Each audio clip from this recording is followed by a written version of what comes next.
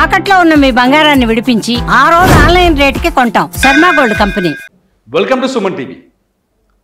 పాకిస్తాన్ పై యుద్ధం చేద్దామా వద్దా, యుద్ధం చేయాలా వద్దా, సోషల్ మీడియాకి వెళ్ళి వెతికితే రకరకాల సమాధానాలు కనిపిస్తున్నాయి, రకరకాల ప్రశ్నలు కనిపిస్తున్నాయి, రాజకీయ ఎత్తుగడలు కనిపిస్తున్నాయి. కానీ రక్తం పారుతున్న కశ్మీరు కనిపించట్లేదా? కశ్మీర్లో తమ రక్తాన్ని ధారపోసి కశ్మీర్ నేలపైన తమ నెత్తుటిని వదిలేసి వచ్చిన 26 మంది మనుషుల జీవిత కుటుంబాలు కనిపించట్లేదా? వాళ్ళ కన్నీళ్లు కనిపించట్లేదా? ఒక్కసారి గుర్తు చేసుకుంటే గుండె ద్రవించిపోతుంది. ప్రధాని మోదీ చెప్తున్నారు రక్తం మరుగుతోందని. ఈ దేశంలో పుట్టిన ఎవ్వరికైనా రక్తం మరగటం లేదా?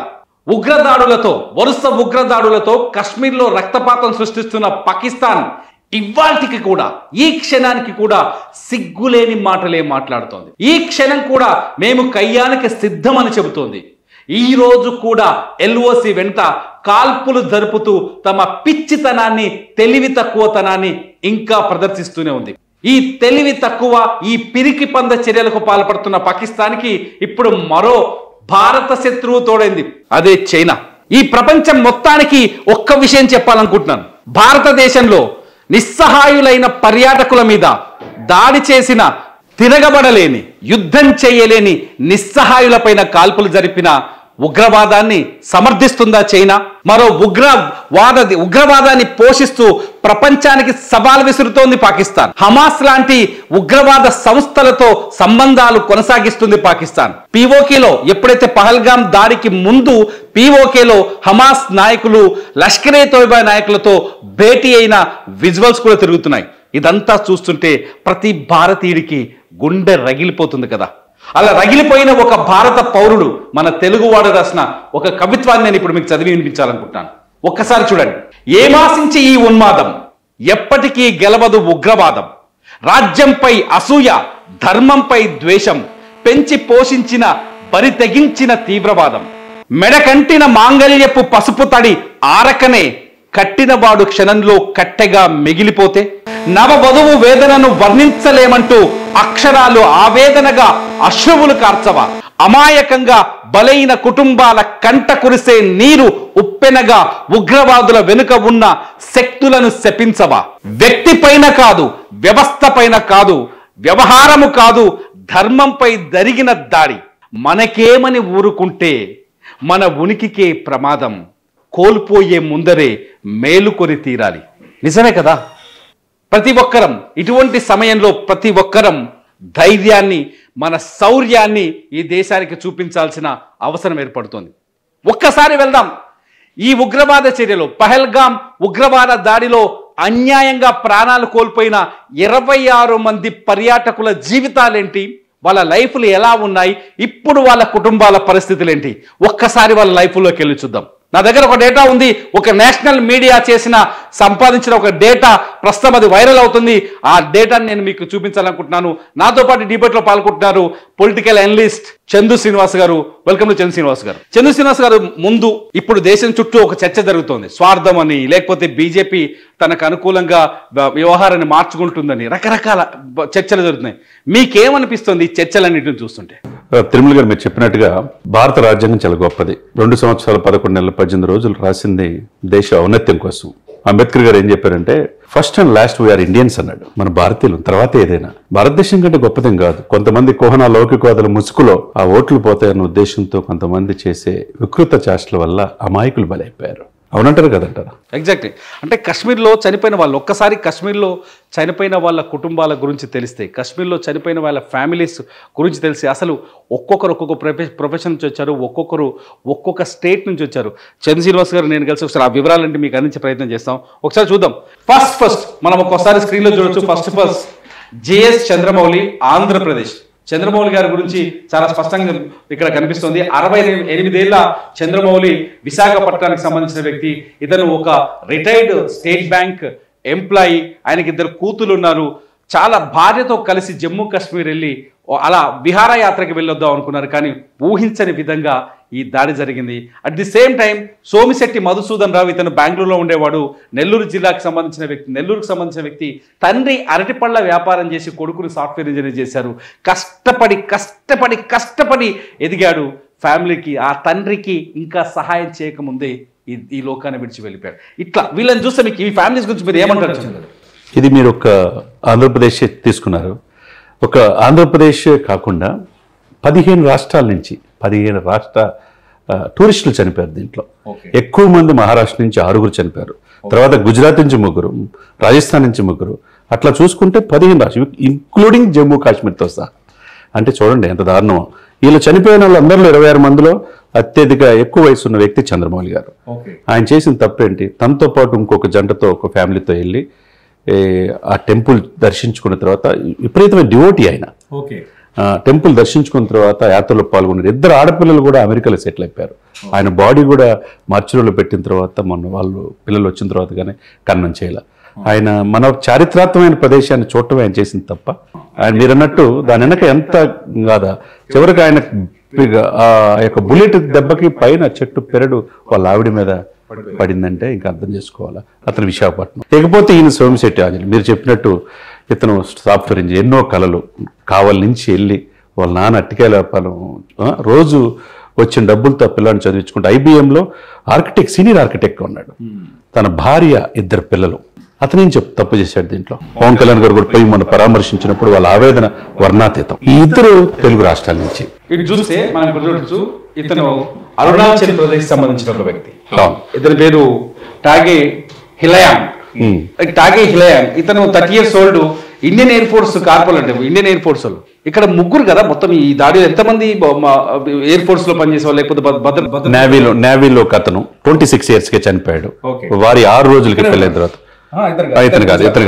ఇతను మీరు చెప్పినట్టు ఇతను 30 years old.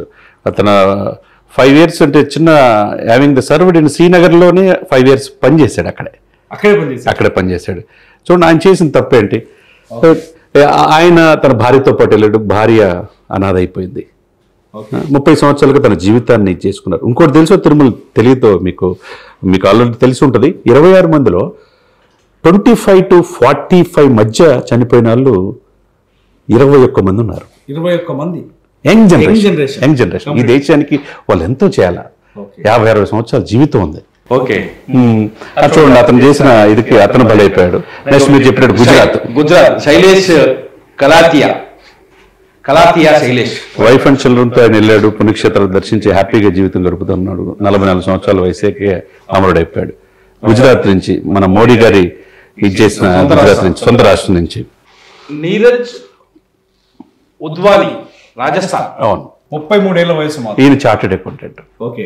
ఈ దేశానికి ఎంతో చేయాల్సిన వ్యక్తి. ఆయన వైఫ్తో పాటు వెళ్ళాడు. హాలిడే అని చెప్పేసి వేసవి విడుదల కోసం వెళ్ళి చక్కగా ఫోటోలు దిగి హ్యాపీగా ఎంజాయ్ చేయాల్సిన వ్యక్తి మరి కొద్ది క్షణాల్లో వెళ్ళిపోదాం అనుకున్న సమయంలో ఆయన అమరుడయ్యాడు. 23లోనే ఆయన మ్యారేజ్ చేసుకున్నాడు. మరి దారుణమైన ఇదిలో ఏప్రిల్ 21 నుంచి 3 రోజులు ఆ ఇన్సిడెంట్ జరిగే సమయానికి అమరుడైపోయాడు. అంటే ఇక్కడ ఇతను రాజస్థాన్ నుంచి వచ్చాడు. లేకపోతే మీరు చూపించే 2వ పర్సన్ సుదీప్ నేపాల్. 26 మందిలో చనిపోయిన వాళ్ళండి మన 15 రాష్ట్రాల నుంచి అమరులైపోతే ఇతను నేపాల్ విదేశీయుడు. ఈయన ఒక్కడే. నేపాల్ నుంచి పర్యాటక క్షేత్రం అంటే మన దగ్గరలో ఉంటుంది, మనం సందర్శించుకోవాలని చెప్పేసి వచ్చాడు. మోదీ గారు వచ్చిన తర్వాత టూరిజం పెరిగింది. ఆ అందాలని ఇండియా స్విట్జర్లాండ్ గా భావించే ఆర్టికల్ 370 తర్వాత కాశ్మీర్ లో కొంత ఫ్రీడమ్ పెరిగింది. సో కొంచెం అంటే సెక్యూరిటీ ఎక్కువగా ఉంది. పహల్గామ్ అంటే అనంతనాగ్ జిల్లాలో ఉంటుంది. అక్కడ నుంచి అమర్నాథ్ యాత్ర మొదలైంది కాబట్టి సెక్యూరిటీ ఎక్కువగా ఉంటుంది. 7 చెక్ పోస్టులు ఉంటాయి. ఆ నమ్మకంతో వచ్చారు. వాళ్ళ మన భారత సైనికులు దుస్తుల్లో వస్తారని వాళ్ళు ఎక్స్పెక్ట్ చేయాలి. లేకపోతే ఇది మరీ దారుణం అండి విచారించడం. మంజునాథ్ అయితే కర్ణాటక 47 years బిజినెస్ మ్యాన్. తను చంపిన తర్వాత భార్య నన్ను కూడా చంపేశాడంటే కర్ణాటక నుంచి 2. భార్యకి ఏం చెప్పారు తెలుసా? మోదీకి పోయి చెప్పుకోని చెప్పాను. వెళ్ళి మోదీకి చెప్పుకున్నారంటే ఇక ఆమె ఎంత ఆనందంతో వాళ్ళ ఎన్ని కూడా రీల్స్ చూస్తే వాళ్ళ గుర్రపు ఇది మీద వెళ్ళినప్పుడు ఎంత హ్యాపీగా జీవితాన్ని ఇది చేయాల్సిన వాళ్ళు. ఆయన అమరుడైపోయాడు. దాల్ సరస్సులో కూడా వీళ్ళు వైఫ్ అండ్ హస్బెండ్ ఇద్దరు కలిసి పర్యటించిన కూడా రీల్స్ అని కూడా వచ్చినాయి. భరత్ భూషణ్ కర్ణాటక 35 సంవత్సరాలు. 7 years old సన్ అండి. 3 ఏళ్ల కొడుకు. ఏం చేశాడు ఇక్కడ? Family arrived Jammu Kashmir on April 18th అని వెకేషన్. తిరుగుతున్నారు మొత్తం తిరుగుతా పుణ్యక్షేత్రాలు దర్శించి చివరి ఈ ప్లేస్ చూసుకుందాం అందాలను వీక్షిద్దామని చెప్పి 3 సంవత్సరాలు కురవాడు కూడా చనిపోయాడు. Dinesh Agarwal Chhattisgarh business man from Raipur. ఈయన కూడా వెడ్డింగ్ యానివర్సరీ కోసం వెళ్ళాడు. తన వివాహ వార్షికోత్సవాన్ని అక్కడ జరుపుకుందాం హ్యాపీగా అనుకున్నాడు. కుటుంబం అంతా అనాథ అయిపోయింది, భర్త చనిపోయాడు. ఇక తర్వాత ఈయన కూడా ఏజ్లో ఇక 56 years ఈయన వాళ్ళు his family and tragedy struck while his wife waiting the parking. అక్కడ ఉండేదలికి ఈలోపే అతను కాల్ చేశారనమాట. మనకి హైదరాబాద్ నుంచి మనీష్ రంజన్ ఇతను హైదరాబాద్ నుంచి ఇంటెలిజెన్స్ బ్యూరో పనిచేస్తాడు. చేశాడు. ఈ belongs to west Bengal is also. ఇక అతనికి పిల్లలిద్దరూ తన భార్యతో పాటు వేసవి సెలవుల కోసం వెళ్ళాడు ఆయన. వైష్ణవి దేవి టెంపుల్ దర్శించుకున్నాడు ఆల్రెడీ. వాళ్ళ భార్యతో పాటు పిల్లలిద్దరూ భార్య అనాథలైపోయారు.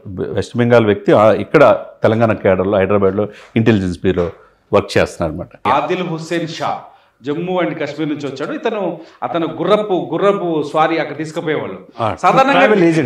సాధారణంగా చాలా మందిపై అనుమానాలు ఉన్నాయి. కాశ్మీర్లో ఈ పహల్గామ్ దాడిలో కొంతమంది వ్యక్తుల్ని ఒక వీడియో రికార్డ్ చేశారు. ఆ వీడియోలో ఒక ఫోటోగ్రాఫర్ భయపడి చెట్టు ఎక్కి వీడియో రికార్డ్ చేశారు. అందులో అనుమానితులు చాలా మంది ఫేసులు కనిపిస్తాయి. అయితే ఇతను సాధారణంగా ఈ ఎవరైతే సయ్యద్ ఆదిల్ హుస్సేన్ షా ఉన్నాడో అతను నిజంగా వాళ్ళతో ఫైట్ చేసిన అసలు ఏం చేశారు? 11 మందిని కాపాడాడు సార్. చాలా మందిని 11 మందిని కాపాడాడు సార్. ఒక ముస్లిం అయి ఉండి మీరు చేసే తప్పు, ఇలా అమాయకులైన వాళ్ళని చేయొద్దు. దాని మీద 95% ముస్లిమ్స్ అక్కడ వ్యాపారాలు చేసుకుంటున్నారు. గుర్రపు స్వారీ కావచ్చు, అక్కడ టూరిస్ట్ ఇది కావచ్చు, అడ్వైజ్ చేసేవాళ్ళు కూడా. వాళ్ళు మీరు కాల్చొద్దు అని చెప్పి వాళ్ళు ఎదురుగా పోరాడు ఒక ముస్లిం అయి ఉండి జమ్మూ కాశ్మీర్ చెందిన వ్యక్తి 30 సంవత్సరాలు పహల్గామ్ అతను పోరాడి 11 మందిని కాపాడాడు. మరి దీన్ని ఏమనుకోవాలి మనం? అదే ముస్లిం ఫైట్ చేస్తుంటే కాదరా బాబు ముందు మానవత్వాన్ని కాపాడాలని చెప్పేసి రియల్ గ్రేట్ వాళ్ళ ఫ్యామిలీ. శుభం ద్వివేది ఉత్తరప్రదేశ్ సంబంధించిన ఒక 30 ఏళ్ల వ్యక్తి. ఈయన కూడా భార్య పిల్లలతో వచ్చాడు. బిజినెస్ మ్యాన్, చక్కగా వేసవి విడుదల 4 రోజులు హ్యాపీగా ఉందామని. ఎప్పుడు లేని విధంగా తిరుమల గారు ఎప్పుడైతే 370 ఆర్టికల్ రద్దు చేసిన తర్వాత 2.5 కోట్ల మంది పర్యాటకులు ప్రపంచవ్యాప్తంగా వచ్చారు ఈ ప్లేస్కి. ఇప్పుడు యాత్ర అక్కడ టెంపుల్ దర్శించుకోవడానికి కూడా ఎక్కువ మంది ఎప్పుడు లేని విధంగా భద్రత ఎక్కువ ఉంది, సేఫ్గా వెళ్ళొస్తామని చెప్పే భావంతో వెళ్ళారు. కానీ వీళ్ళు ఇంత ముష్కర్లు మారణహోమం సృష్టిస్తారని వాళ్ళు కళ్ళ కూడా అనుకుంటారా? ఎంత దారుణం అని. ఆయన కూడా ఫిబ్రవరి 2023లో ఆయన పెళ్లి వైఫ్ తో పోయాడట. మధ్యలో టైం దొరకలేదు, బిజినెస్ లో బిజీగా ఉన్నాడు. MBA చదువుకున్నాడు. తండ్రికి ఒక్కడే కొడుకు. ఈయన గురించి తెలుసుకుంటే చాలా బాధేస్తుంది. అంటే తండ్రికి ఒక్కడే కొడుకు, ఫ్యామిలీ బిజినెస్ లోకి వచ్చాడు. బాగా చదువుకున్నప్పటికి కూడా వైఫ్ తో అక్కడికి వెళ్ళాడు. కట్ చేస్తే డెడ్ బాడీకి వెళ్ళిపోయాడు. ఒడిశా ప్రశాంత్ కుమార్ సప్తతి 41 ఏళ్ల వయసు. చూడండి మరి 9 సంవత్సరాల సన్న. ఈయన బాలసోర్లో చేస్తున్నాడు, అసిస్టెంట్ CAPTగా, అకౌంట్స్ మేనేజర్గా చేస్తున్నాడు. చాలా మంచి విషయం ఉన్న వ్యక్తి, ఫ్యామిలీ నుంచి వచ్చాడు. ఆయన కూడా వేసవి సెక్షన్ నిమిత్తం వచ్చేదలికి ఆయన కూడా అమరుడైపోయాడు ఫ్యామిలీకి. హేమంత్ సుహాస్ జోషి మహారాష్ట్ర. ఇక్కడ ఏంటంటే ఈ ఓలన్ షోలో మహారాష్ట్ర నుంచి ఎక్కువ మంది 6 చనిపోయారు. మహారాష్ట్ర నుంచి పాకిస్తాన్ మూలాలు ఉన్న దాదాపు ఇప్పటికి కూడా 20,000 మంది ఉన్నారంట. ఇప్పుడు ఎట్లయితే హైదరాబాద్లో ఎక్కువగా 250 మంది అఫీషియల్ లిస్టు, అన్అఫీషియల్గా దాదాపు 3-4 వేల మంది పాకిస్తాన్లు ఉంటారనేది క్లియర్. అట్లా ఎక్కువగా ఈ దేశంలో ఎక్కువగా పాకిస్తాన్ నివసించేది మహారాష్ట్రలో, ఆ తర్వాత వెస్ట్ బెంగాల్లో. అంటే చూడండి అక్కడ కూడా 6 ఎక్కువ చనిపోయారు. ఇప్పుడు 40 years old ఈయన చూడండి, ఈయన కూడా యాత్రకు వచ్చి పుణ్యక్షేత్రాన్ని దర్శించుకొని వెళ్దాం అనుకున్న సమయంలో ఈయన అమరుడైపోయాడు. సుశీల్ అంతే. మధ్యప్రదేశ్ మనం చూసుకున్న ఫ్యామిలీలో వీళ్ళంతా గ్రూప్ ఆఫ్ పీపుల్ వచ్చారు. మధ్యప్రదేశ్ ఇవన్నీ కూడా పుణ్యక్షేత్రాలు సందర్శించే క్రమంలో అక్కడ విహారిస్తా తినటానికి కూర్చున్నారు. పాపం తింటా కూడా కాల్ చేస్తే ఆ విధంగా చనిపోయారు అనమాట. సుమిత్ పర్మార్ అయితే చాలా దారుణం అండి. పిల్లోడు. ఇక్కడ తండ్రి కొడుకు ఇద్దరు చనిపోయారు అనమాట attack. We had travelled in Jammu Kashmir. చాలా దారుణమైన విషయం. Belong his father Yatish from Bhavnagar, Gujarat నుంచి వచ్చాడు. కుర్రాడు జీవితం ఇంకా ఎంతో ఉన్నది, లైఫ్ స్టార్ట్ కాల. అతన్ని తండ్రిని చంపేశారు. Kerala Ramachandran Kerala. Sanjay Laxman లీల్ from Maharashtra. Several years నుంచి ఈయన యునైటెడ్ అరబ్ ఎమిరేట్స్లో ఉన్నాడు. మళ్ళీ అక్కడ వచ్చి ఆర్థికంగా సంపాదించుకుని తన భూమికి ఏదో చేసుకుందామని కేరళ వచ్చాడు. పుణ్యక్షేత్రాల సందర్శన కాశ్మీర్లో భాగంగా ఇక్కడికి వచ్చి అమరుడైపోయాడు. సంజయ్ లక్ష్మణ్ ఈయన కూడా he lived his joint family. వీళ్ళందరూ కుటుంబం మొత్తం వచ్చారు, మహిళలు మిగిలిపోయారు. ఫ్యామిలీలో అందరూ కూడా పురుషులు చంపేశారు. 2 ఫ్యామిలీ కలిపి. Jagdale Jagdale belongs to Maharashtra. మహారాష్ట్ర నుంచి దాదాపు 9 ఉన్నట్టు. ఆరుగురు అండి మహారాష్ట్ర. ఇందాక నేను చెప్పినట్టు 6 మహారాష్ట్రలో. ఈయన కూడా హాలిడే అని చెప్పేసి వచ్చాడు. వీళ్ళందరితో ఈ క్యాంప్ డిమాండ్ అక్కడ ఇది చేసుకుని హ్యాపీగా ఎంజాయ్ చేసే మూడ్లో ఇతను కూడా అమరుడు అయిపోయాడు. సేమ్ ఇదే పరిస్థితి కౌస్తబ్ది కూడా ఈ పరిస్థితి.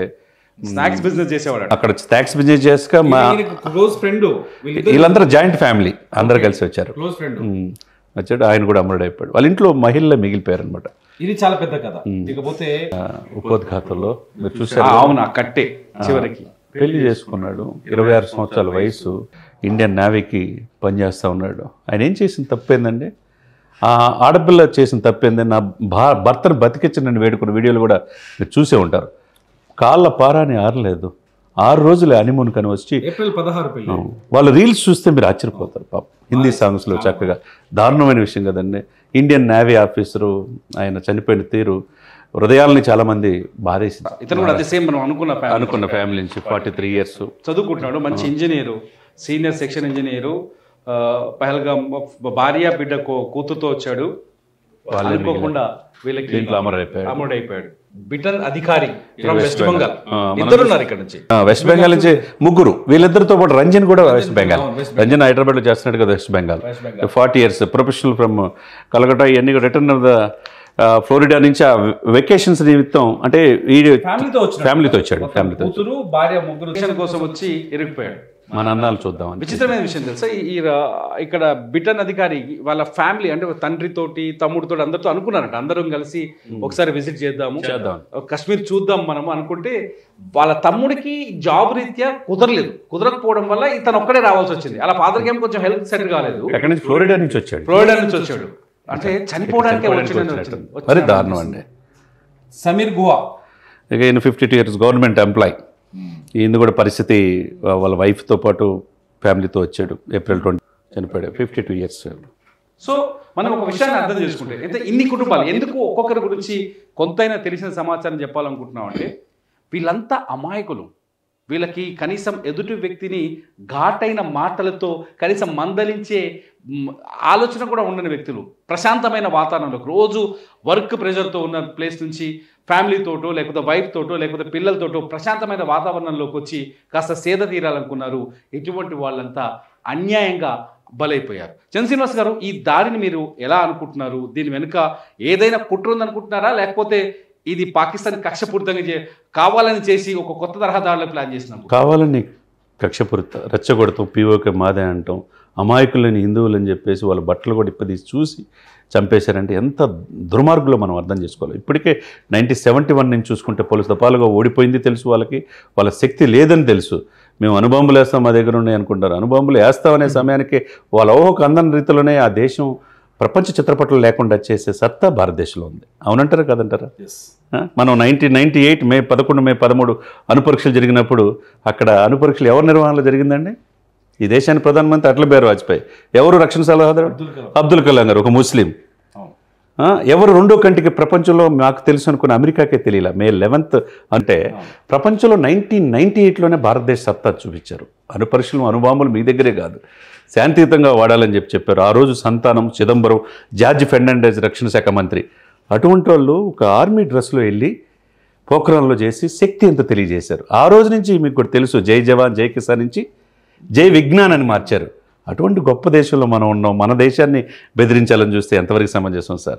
కాబట్టి ఇక్కడ ఏంటంటే వ్యూహాత్మక కుట్ర, మన దేశం ఎదుగుదల, fastest growing country in the world, ఫైనాన్షియల్గా టాప్ పొజిషన్లో వస్తుంది. 10 సంవత్సరాల నుంచి ఈ ఉగ్రవాదాలకి ఎక్కడికక్కడ కట్టడి వేస్తున్నారు. మోదీ గారు వచ్చిన తర్వాత మన పప్పులు ఉడకట్లేదన్న ఉద్దేశంతో అశాంతి కలిగించి మన హిందూ ముస్లిం క్రైస్తవులు అన్నదమ్ములాగా ఉండే ఈ సమయంలో కులాలు మతాల మధ్య విద్వేషాలు సృష్టించటమే కదండి ఇదంతా.